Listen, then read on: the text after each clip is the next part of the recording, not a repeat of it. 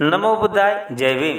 मित्र हो, मागील भागामध्ये आपण भगवान बुद्धाने त्यांचा धम्म चतुर्थखंड धर्म आणि धम्म यामधील भाग दुसरा पारिभाषिक शब्द साम्यामुळे होणारे मौलिक भेद कसे अस्पष्ट राहतात यातील पुनर्जन्ममधील पुनर्जन्म कशाचा याचे आपण वाचन श्रवण आणि मनन केले होते.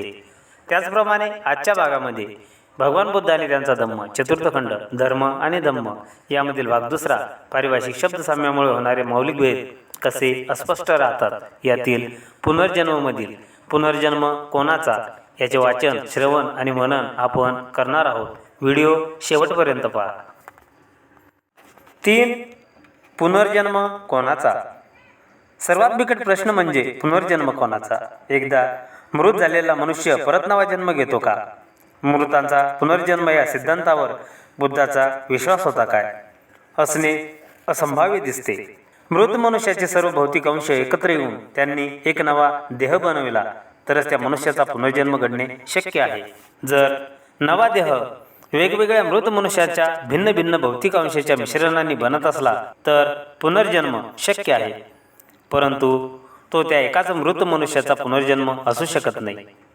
भिक्खुनी खेमाईने हा मुद्दा पसेनदी राजाला चांगला स्पष्ट करून सांगितला आहे. एकदा तथागत श्रावस्तीजवळील अनाथपिंडकाच्या जैतवनारामात राहत होते. त्या समयी कौशल जनपद परिभ्रमण करून खेमा ही श्रावस्ती आणि साकेत या नगराच्या दरम्यान असलेल्या तोरण वृत्तमध्ये राहत होती. यावेळी कौशल राजा पसेंदीत साकेतून श्रावस्ती येथे जात होता. एक रात्र तो तोरणवत्तू येथे राहिला. पसेंदीने एका माणसाला बोलावून सांगितले, हे बघ, सन्माननीय अशा एखाद्या भिक्खूला किंवा ब्राह्मणाला घेऊन ये. ठीक आहे असे बोलून तो तोरणवत्तू राजसन्मानास योग्य असा भिक्खू अथवा ब्राह्मण शोधू लागला, परंतु तसा कोणीही त्याला आढळला नाही. शेवटी तोरणवत्तूमध्ये राहास असलेली भिक्खुनी खेमा त्याला दिसली. तिला भेटून तो कौशलराज पसेनदीकडे गेला आणि म्हणाला, महाराज, आपल्या सन्मानास योग्य असा भिक्खू अथवा ब्राह्मण येथे कोणी दिसत नाही, परंतु येथे खेमा नावाची तथागताची एक शिष्य आहे. तिच्या संबंधी अशी वार्ता प्रसूत आहे की ती विचारसंपन्न, विलक्षण, बहुश्रुत, वादविवादात कुशल आणि प्रत्यप्रत्वाची अशी अहर्थ स्त्री आहे. महाराजाने तिचा सन्मान केल्यास ते योग्यच होईल. हे ऐकल्यावर कौशलराज पसेनदी भिक्खुनी खेमाला भेटण्यास गेला. तिच्या समीप गेल्यावर तिला अभिवादन करून तो बाजूला बसला आणि म्हणाला, या विषयीसंबंधी आपले म्हणणे काय आहे. मृत्यूनंतर तथागताचे अस्तित्व राहते काय. महाराज, हे गूढ तथागतांनी स्पष्ट केलेले नाही. तथागताचे मृत्यूनंतरचे अस्तित्व राहते काय असा प्रश्न विचारला असता त्याचे उत्तर तथागतांनी सांगितले नाही असे म्हणतात व दुसऱ्या प्रश्नाचेही तसेच उत्तरे देतात. तथागतांनी हे गूढ उकलून न सांगण्याचे कारण काय असावे बरे. महाराज, या बाबतीत मी आपणालाच एक प्रश्न विचारेन आणि आपणास योग्य वाटेल तसे त्याचे उत्तर द्या.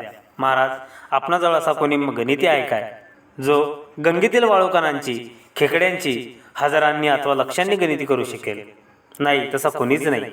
मग तुमच्याजवळ असा कोणी गणिती आहे काय की जो समुद्रात इतके करोड, इतके हजार, इतके लाख माप पाणी आहे हे सांगू शकेल. नाही, असा कोणीच नाही. असे का. कारण समुद्र खोल, अमर्याद, अगाध आहे.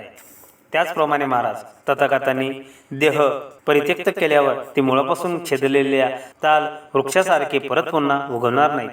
तथागतांच्या देहासंबंधी काय सांगता येईल.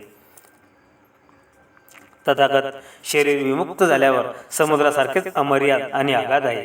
अशा स्थितीत तथागतांना मृत्यूनंतर अस्तित्व आहे अथवा नाही, आहे आणि नाही असे कोणतेही विधान लागू शकत नाही. तथागतांची त्यांच्या वेदनावरून व्याख्या करू केल्यास त्या वेदना तथागतांनी परित्यक्त केलेल्या आहेत, आमूलाग्र नाहीशा केलेल्या आहेत. वेदना विमुक्त आहे. तथागत थोर समुद्राप्रमाणे अमर्याद आणि अगाध आहेत. तेव्हा मृत्यूनंतर तथागताचे अस्तित्व राहते अथवा राहत नाही किंवा राहते आणि राहत नाही ही विधाने तथागतांना लागू पडत नाही. त्याचप्रमाणे संज्ञा, संस्कार, विज्ञान यांच्या आधारे तथागतांनी व्याख्या करू लागल्यास तीही त्यांना लागू पडत नाही. कारण या सर्वापासून समूळ विमुक्त झालेले तथागत हे थोर समुद्रासारखे अमर्याद आणि अगाध आहेत. तेव्हा मृत्यूनंतर तथागताच्या अस्तित्वासंबंधी अथवा अस्तित्वासंबंधी विधान त्यांना लागू पडत नाही.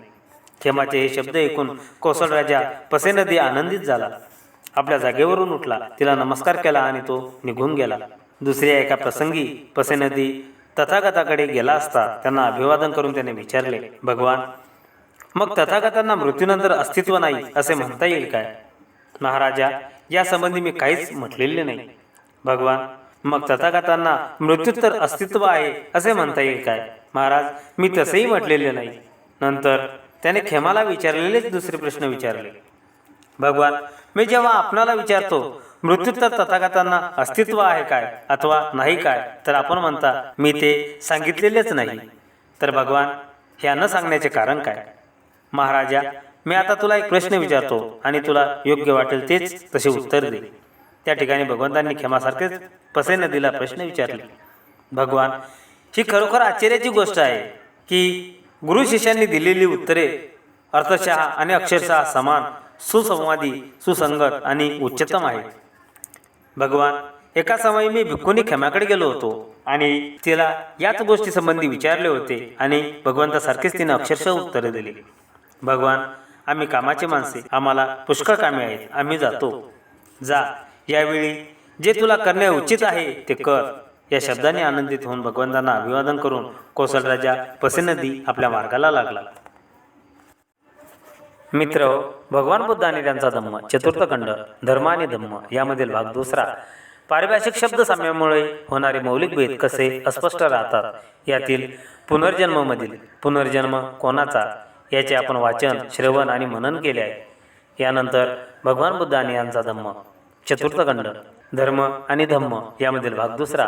पारिभाषिक शब्द साम्यामुळे होणारे मौलिक भेद कसे अस्पष्ट राहतात, यामधील कर्म यातील एक बौद्ध आणि ब्राह्मणी कर्म सिद्धांत समान आहेत काय याचे वाचन, श्रवण आणि मनन आपण नेक्स्ट व्हिडिओमध्ये करणार आहोत. म्हणून नेक्स्ट व्हिडिओ अवश्य बघा. जय भीम, जय बुद्धाय.